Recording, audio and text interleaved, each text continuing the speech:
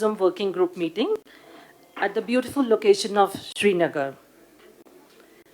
Today we have with us in the press briefing Union Minister for Tourism, Culture and Donaire, Shri G. Kishan Reddy, Union Minister of State, Independent Charge for Ministry of Science and Technology, MOS, PMO, Personnel, Public Grievances, Pensions, Atomic Energy and Space, Dr. Jitendra Singh, G20 Sherpa, Shri Amitabh Kant, G20 Chief Coordinator, Shri Harshvardhan Shingla, and Secretary Information and Broadcasting, Government of India, Shri Apurva Chandra.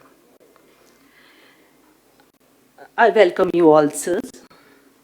So today we began our meeting with a side event on film tourism.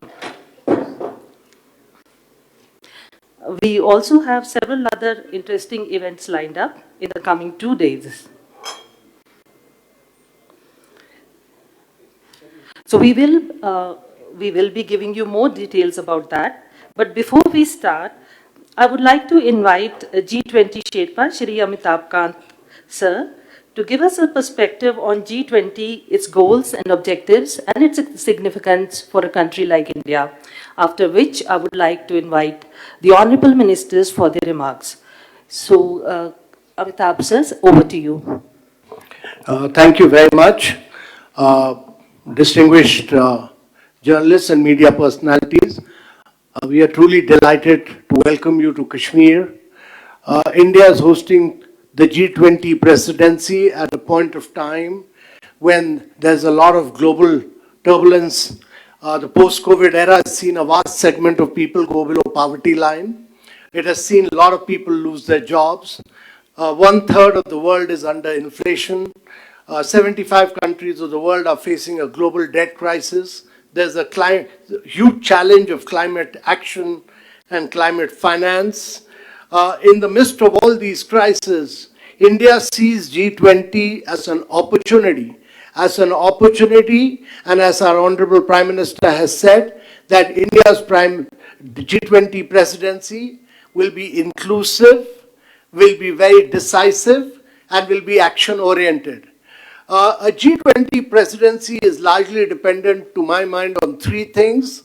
Firstly, the political and the development narrative which we set out as the leader of G20 this year, number one. Number two, what are our priorities for G20? And number three is, how do we execute the G20? And let me dwell a little bit on all three of them.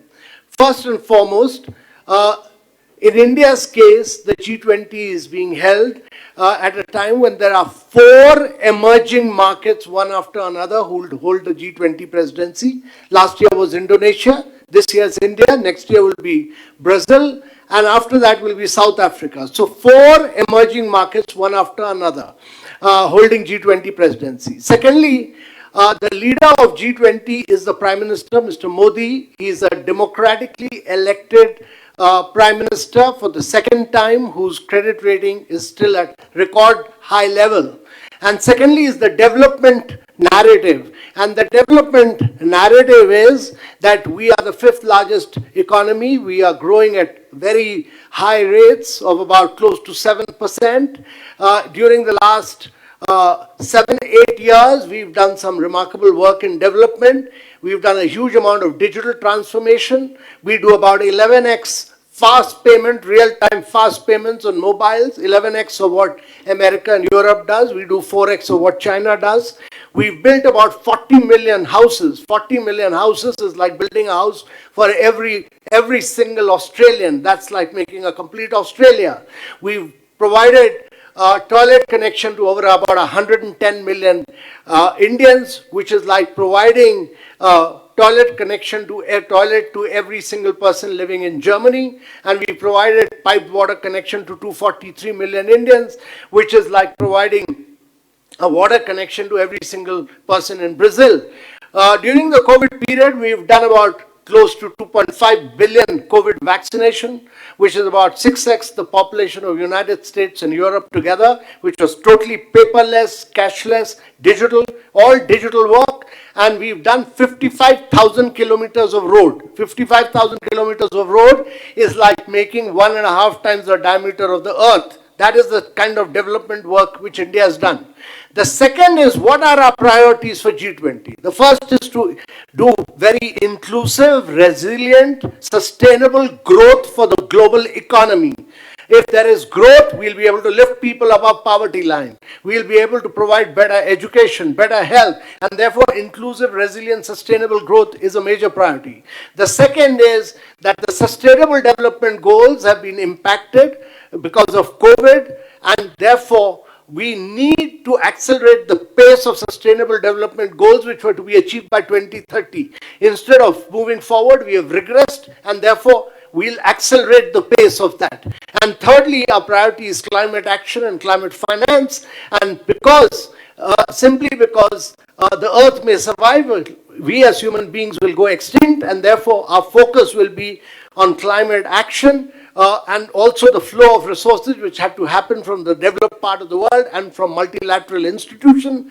And fourthly, because resources have to flow in, many of the multilateral financing institutions which were made in the post-World War II Bretton Woods period have outlived their utility, and therefore you need to transform multilateral financial institutions and ensure that resources flow to emerging markets. Also, our priority is digital transformation and digital public infrastructure, which is very important. And lastly, the Prime Minister's priority of women-led development. Because 50% of the world is women, how do you provide better education, better health, better nutrition, and put them into leadership positions? So those are our key priorities. And let me dwell on our presidency, how we are executing it. Unlike other countries which do G20 presidencies in their capital or one or two cities, India thought of making this G20, as our Prime Minister felt that it should be a people's presidency. And we take it out to all the states of India. So India is bigger than 25 countries of Europe in size and scale. So we are hosting this G20 in 60 cities of India. Over 215 meetings in 60 cities of India. This is unparalleled and has never been done before. And let me tell you, ladies and gentlemen, that we've done almost about 115 meetings of G20 already, and we've had a very good response from the people of India. We've had a very good response from all the G20 countries and the invitee countries and all the international organizations. So the meeting which is being held in Kashmir is very, very important for us because we believe in peace, we believe in progress, we believe in prosperity. We also believe that tourism is a major driver of growth and that it is a very major driver of job creation. And that film tourism here, which was the subject of today's side discussion, will be a very major area of growth for Kashmir in the years to come. And therefore, ladies and gentlemen, with these few words, I'll conclude and I'll request the Honorable Ministers to dwell on this. But this is a broad perspective of what India has done so far under G20. Thank you very much, sir, for your interesting overview. Moving ahead with our press conference, I would like to invite Dr. Jitendra Singh for his remarks now. Thank you. At the outset, I must thank Prime Minister Modi for having chosen Srinagar and Jammu and Kashmir for one of the 60 venues where these G20 events are being held. And I also must appreciate our friend, Minister for Tourism, Shri Kishan Reddy ji and his team for having very diligently, meticulously planned this event. A few words about what it means to have it in Srinagar, and then 2 words about what it means to dedicate today's deliberations to film tourism while we hold this event in Srinagar. I think my first thought is that the very fact that we are holding it in Srinagar, in Jammu and Kashmir, is itself an achievement of sorts. The content of it comes later. And I'm sure the delegates coming from other places would be able to falsify the kind of perception or narrative which is sought to be created either by certain vested interests on the one hand or some other self-styled cynics, critics, or self-righteous commentators. You've seen for yourself, and this is an opportunity for you to see with your own eyes what it's all about. Jammu Kashmir has moved on. the common man has moved on. And I would say the common man walking on the streets of Srinagar wants to be a part of the development journey led by Prime Minister Modi. He's seen two generations of Kashmiris being sacrificed at the altar of Pak-sponsored terrorism. He's no longer in a mood to succumb to that. And let's not forget, and we owe it also, that the youth of Kashmir is highly aspirational. Sometimes I tend to think that the Kashmiri youth, the youth of Jammu and Kashmir, sometimes is much, much more aspirational than his counterparts in the rest of the countries. I have an opportunity to travel across 2-3 states of the country every week. The youth here is more aspirational, highly forward-looking, also well-informed, and therefore he can see the enormous avenues unfolding across the country under the leadership of Prime Minister Modi in the last 9 years. He doesn't want to miss the bus. Amitabh was just now referring to, we are now startup number 3 in the world. It's not a small achievement. We just had about 300 startups when we started in 2014. Today we are close to 1 lakh. We have crossed 97,000. We are 115 unicorns, out of which almost 60 unicorns have a founder or co-founder as a woman. In Global Innovation Index, we were standing at 81. We have jumped 41 steps up. We are now 40. And I think more than any youth anywhere else, it is the youth in Jammu and Kashmir who is awakened to this fact. We are now a part of a global journey and he doesn't wish to miss it. I think it's very evident before all of you. I, like many of you, have been a frequent visitor here, have been part of this soil. Whenever there was an event like this or a leader coming from Delhi, you had a hartal call being made from Islamabad and shops being shut down in Lal Chowk or in Sirur. You don't have that kind of a scenario today. That itself speaks of the transformation that has happened. And the G20 event, let's not forget, is being carried out in the same format as it is being carried out in the other 60 locations. You have the same program rolled out. There's no compromise at all. Like, for example, tomorrow we begin the official program. We have an inaugural ceremony, which is followed by working sessions, which is followed by bilateral meetings, which are followed by interactive sessions. Today we had side events, which were dedicated to film tourism, to the Paradise Zone, and now we have a cultural program in the banquet. What more is left? This absolutely, because I've been part of the G20 events even other places, as a part of the anti-corruption working group in Gurugram, etc. The very fact that it is happening in the same format and the same scale over here as elsewhere itself speaks of the mainstream activity happening in Jammu and Kashmir. And therefore, I think it's in the interest of all of us, and maybe in the interest of the integrity of profession and integrity of the tasks assigned to us, that all of us who are attending this meeting will go back home and tell our natives what it is actually like. We are a part of the global world. If we have to move on, if we have to grow, our challenges are global, our concerns are global. It's none less than Prime Minister. You saw the film now, he gave us the mantra life. Life means life for environment. It's the Prime Minister who spoke in COP20 about climate concerns. We are also committed to net zero targets by 2070. So we have awakened up under Prime Minister Modi to accept the global challenges, to live up to the global benchmarks, and our growth has to be global. And Jammu and Kashmir is very much a part of that. It's ready to move on to that. So that is one message. Second, as far as the film tourism being discussed over here this afternoon and across the evening, I think there could be no other better place across the world. When this panel discussion was going on, thankfully I was not part of the panel, but my stomach was aching to tell those panelists over there that today what is most important evolution in the film industry across the world is the universalization of films. Universalization of films has happened within India and then it's happening globally.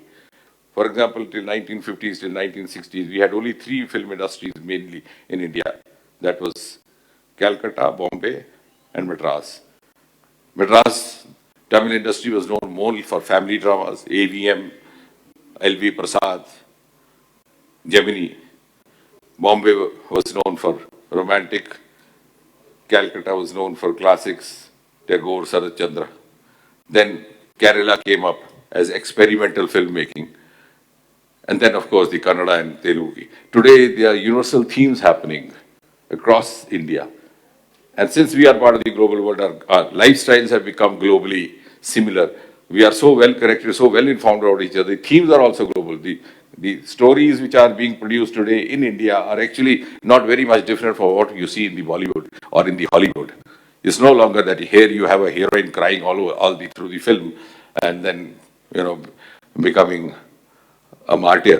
It's the same as it is in the Western movies. So that universalization of films is something which we need to showcase, and we need to tell the world that look here we are presenting to you a cost-effective location. Whether you are from Hollywood, whether you are from Bollywood, whether you are from Tollywood, you are from Collywood. Within a radius of 10 kilometers, you have plateaus, you have meadows, you have snow peaks, you have tulips, and you can just stay in one single hotel and shoot the entire film in themselves. I'm not talking in very philosophical terms as somebody or say, I'm not trying to draw on the sentimentality of Kashmir. I'm talking like a hardcore professional. Any hardcore financier of films will find it win-win situation here. And we have had a heritage. I was amazed in the room when I said who was the first. I said the first film star recorded in the history of India was from Jammu and Kashmir. People went back up to Rajesh Khanna, but didn't they go that far? It was Kundarlal Sehgal, who was not. So we have a win-win relationship with the film industry. And now, of course, there's been a trail of it. And I'm sure the message will go that, look here, Kashmir is not only ready to be part of the global journey led by Prime Minister Modi at a time when the other heads of state are also looking up to Prime Minister Modi to take his cues, but Kashmir is also going to be the most profitable, most cost-effective, and most economically viable film destination in its totality and in its finality. In a press conference, I'm told you don't have to deliver a lecture. Thank you very much for bearing with me. Thank you, sir, for your remarks and for highlighting the boundless potential which Kashmir holds for the film industry. Now, sir, I invite Union Minister for Tourism, Shri G. Kishan Reddy, to share his views. Friends, Government of India, Ministry of Tourism, closely working with all the ministries in a whole of government approach.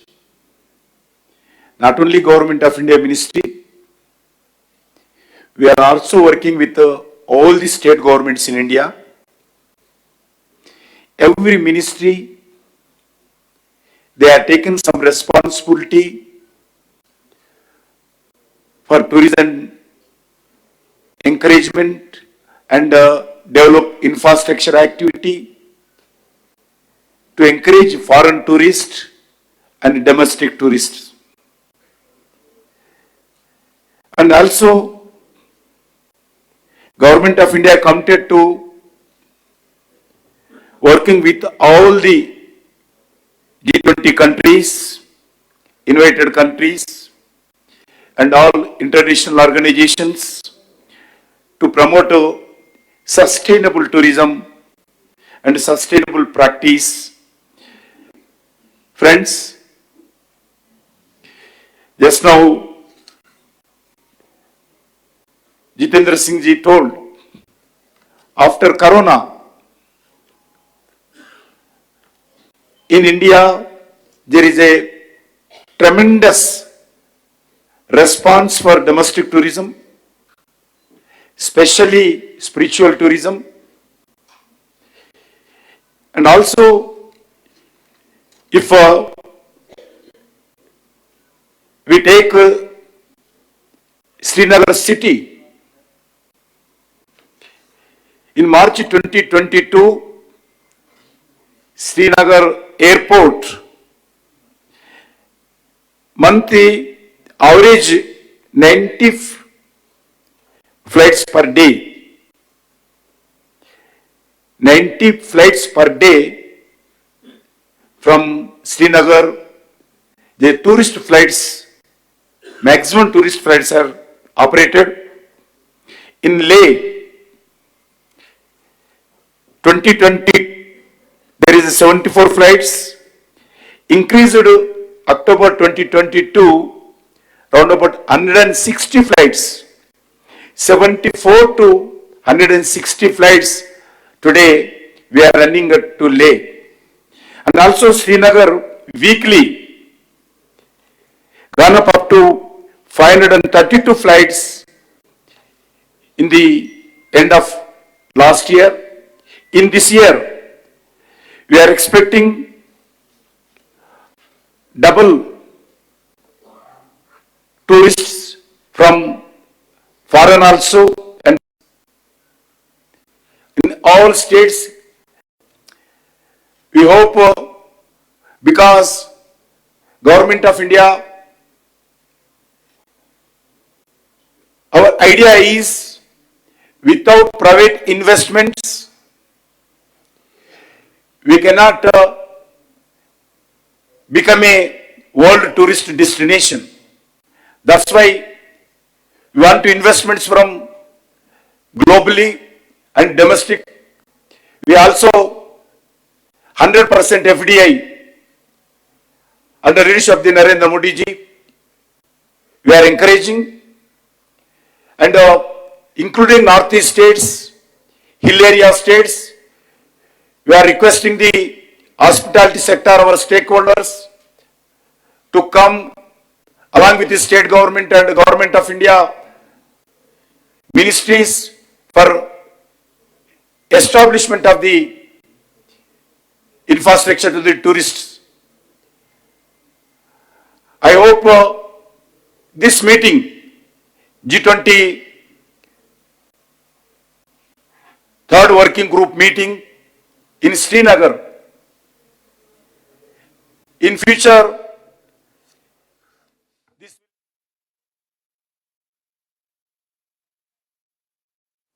not only domestic tourists, more and foreign tourists, and also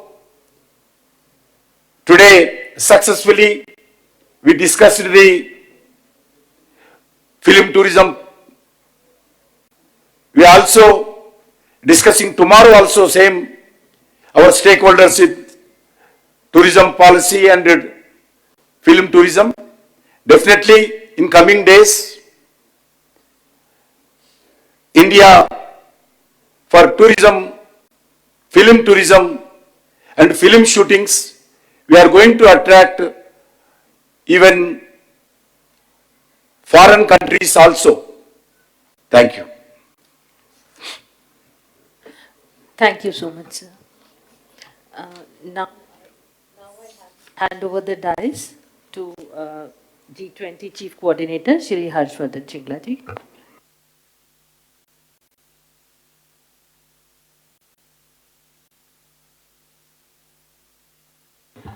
I think the Honorable Ministers and G20 Sherpa has already given us a very extensive overview of both the G20 meeting on tourism as well as our larger national priorities, including the substantive priorities. I just say a few words on the organizational aspects of the G20 and in particular the meeting in Srinagar that is taking place now. As you know, we have hosted some 118 meetings in 46 different cities and locations in our country so far. Each meeting has involved a fair amount of organizational and logistical challenges. Each of them has required a lot of advanced planning and preparedness, and a lot of this is done. The Honorable Minister has spoken about a whole of government approach and teamwork. A lot of this has involved teamwork not only among the central government and the concerned ministries, but also the state concerned and the union territory involved. And I think the meeting in Srinagar is really an illustration of very meticulous advanced planning. A number of visits in advance by the Ministry of Tourism, Secretary of Tourism, Shri Arvind Singh, myself have come here 2 occasions. Other colleagues of ours have also visited. We've had extensive meetings as well as personally visited a lot of the areas that have been involved. And I must say that in the last few months, I mean, since the time we came here last, the changes have been quite dramatic, quite significant. As you know, Srinagar is also implementing a smart city program, and under the smart city program, we've seen some transformational urban changes. If you drive along the riverfront, the Jhelum riverfront, you'll see a tremendous change in terms of the pedestrian walkway. If you go to some of the marketplaces like the Polo Market, you will see that under the smart city program, the entire cabling, which is fiber optic networks, whether it is the drainage systems, water systems, have all been underground, and the entire area has been converted into pedestrian walkway. And that, I think, will give many of the visitors, especially tourists who are coming from outside the state, an opportunity to witness the best of Srinagar, but also to be able to shop and to be able to look at some of the exquisite handicrafts and craftsmanship of Jammu and Kashmir in person. So from that perspective, I think as you go around the city, you will see some fairly substantial changes and very, very extensive preparation for the G20.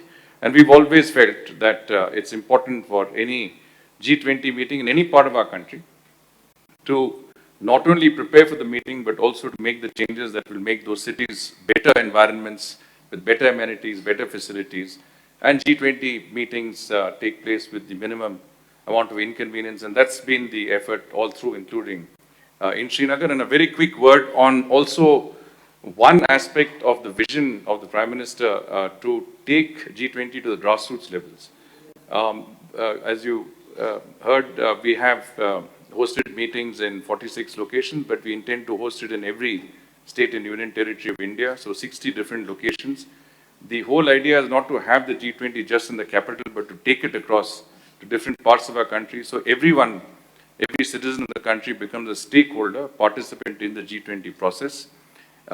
In Jammu and Kashmir, there's been quite an effort. The Union Territory of Jammu and Kashmir and the regional and local governments have cooperated to hold several sessions, walkathons, cycling competitions, information rallies, model G20, thereby getting the message about the G20 and India's presidency of the G20 down to the level of the grassroots level. I think that is what we call through the Jan Bhagidari mode, and I think that has been a very great achievement, not only across the country, but also in particular in the state of Jammu and Kashmir. And as the Honorable Ministers have both pointed out, and so as the Sherpa, there are going to be tangible benefits of bringing a meeting like the G20 tourism meeting to Jammu and Kashmir. This is an important tourism destination. We expect 20 million tourists to visit Jammu and Kashmir in the year 2023. But the idea is to increase both the value in terms of ecotourism, film tourism, adventure tourism. And not only that, but also I think to increase the number of foreign tourists coming to Jammu and Kashmir. And that, I think, the attention that the G20 meeting will bring on this very beautiful and scenic part of our country with a lot of culture and civilization behind it, I think will be very, very successful. So my congratulations to our Ministry of Tourism for hosting an incredible event to the Union Territory of Jammu and Kashmir, and to our colleagues in the G20 Secretariat with the G20 Sherpa providing very, very important guidance, and everybody else who's been involved in facilitating and making this event actually happen and take place in a way that, as Minister pointed out, could not have been envisaged a few years earlier. Thank you. Thank you, sir. As all of you know, in India, the Ministry of Information and Broadcasting works closely with the film industry to promote the film sector. In this light, I would request Secretary Information and Broadcasting to present his insights on film tourism. Thank you. I would like to speak on film tourism only in the context of Kashmir and from my own personal experience. When I came here for the first time to Kashmir, that valley, that was in 1989.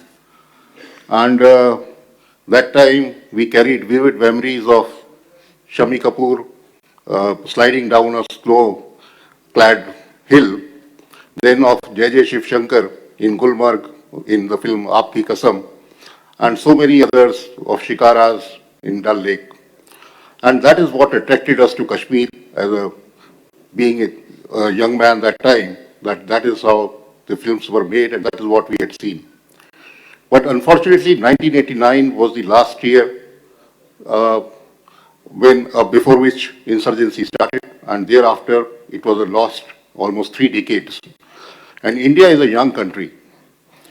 More than 50% of our population is below 30 years of age, and our youth have not seen Kashmir in films. But then that has changed in the past 2 years. The fact today is that the film policy of Kashmir was introduced in the year 1921, and more than 400 films have been shot now in Kashmir in the past 2 years, whether it is films, whether it is TV series, whether it is advertisements, and now again, not just whether it is Bollywood, whether it is from Hyderabad, Chennai, from all parts of the country, people are flocking to Kashmir, and our youth will again be able to see the beauty of Kashmir. So we look forward to film tourism in this particular state, and that is what is attracting now tourists again in a big way. The Honorable Minister mentioned that the largest number of tourists visited Kashmir last year, and that is the impact of films. More and more tourists will be attracted, not just Indian tourists, which is happening now, more and more foreign tourists will be attracted. Kashmir has a lot to offer in terms of scenic locations, in terms of culture, in terms of food, and which all of you will be able to experience. And this is going to be the golden era for filming in Kashmir. Thank you. Thank you very much, sir. With this, we move on to the question and answer session. The floor